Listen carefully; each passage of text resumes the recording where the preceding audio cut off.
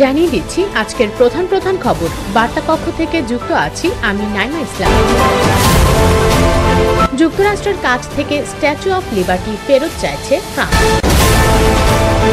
মঙ্গল গ্রহে পানির অস্তিত্বের নতুন প্রমাণ।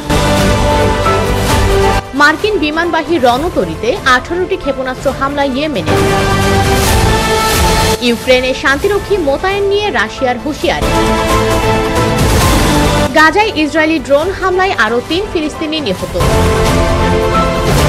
একতরফাভাবে যুদ্ধবিরতি বাতিল করে কেন গাজায় ভয়াবহ হামলা চালালো ইসরায়েল? বিশ্বে প্রথমবারের মতো চিকিৎসা ইতিহাসে নতুন মাইল ফলো।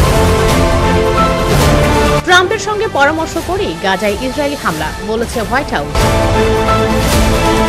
গাজাবাসীদের সিরিয়ায় পুনর্বাসনের পরিকল্পনা করছে যুক্তরাষ্ট্র ও ইসরায়েল।